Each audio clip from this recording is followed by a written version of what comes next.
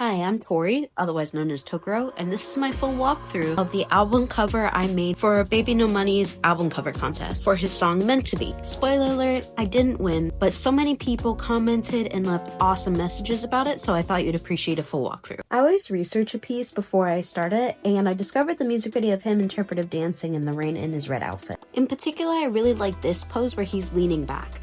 I feel like it's really raw, vulnerable, and emotional, which is the vibes I get from the song. The rain in the video also inspired me. For those that don't know, I grew up and I currently live near Central Florida. This area has the highest amount of lightning in the US, so rain is always associated with lightning for me. Since the song is about heartbreak, my thought was, what if a lightning bolt was coming down and breaking his heart, kind of emulating the feeling of heartbreak itself. The lightning effect and the heart explosion would be inspired by the beautiful and stunning particle animation that's in Arcane, particularly this scene with Jinx in it. I decided I wanted to make the pose a little bit more dynamic. Whenever I need to do a pose that has foreshortening in it or is complicated, I like to make my own reference pictures using apps like Magic Poser. In the past, I've used programs like Design Doll or the 3D modeler that's included in Clip Paint Studio. In the end, I came up with this pose to reference in my picture. As you can see, I did explore a couple of ideas via thumbnailing, but I decided not to go with them. I take my messy thumbnail sketch, clean it up a bit, and then I add some details on top of it. When I do my more detailed sketch, I make sure I'm looking at the references I collected. I add in the lightning effect and the broken heart on a separate layer, along with rain, which I decided not to include. With designs like logos and album covers, you have to consider what details will translate when shrunken down. That's why since the advent of the MP3 player, you don't see as many detailed album covers anymore.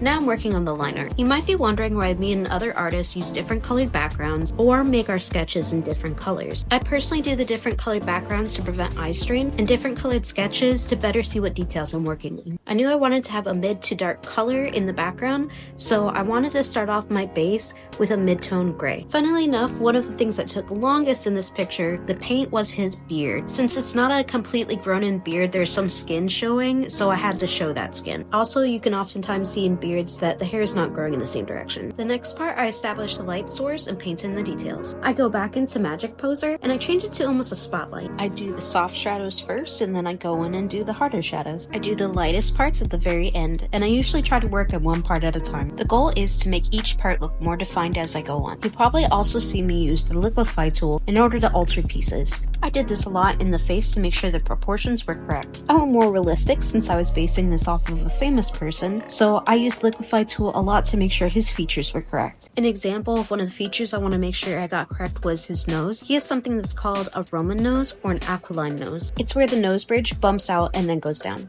So I'm going through detailing and defining things even more. I do paint in the beard even more as I go through section by section. As you notice, I've been painting exclusively in grayscale. That's because the technique I use with digital painting is called gradient mapping. Gradient mapping allows me to focus more on lighting and detailing first, and then focus more on palette later on. I define the shape of the lightning and the explosion from the original sketch. Then I can focus more on my color palette. My fiance suggested a red background inspired by his outfit, which I added a purple vignette to in order to emphasize lighting. I tried a more realistic approach to his color palette first, and then I ended up using a color palette that was more blues that's not realistic. This was more what was in my head at the beginning, and then also it matches more of the moodiness of the song. I choose the colors, then with the effects I add a glow effect to it, and then the typing. And there's the finished fan album cover. Let me know in the comments, if you could make an album cover for anybody, who would it be? Thank you for those that watched this all the way through, and also those that left incredible comments for me after I released this fan cover. I'm hoping to get enough attention to this so that I can make it into his fan compilation video. So please make sure to comment, share, and like this if you like this video. And lastly,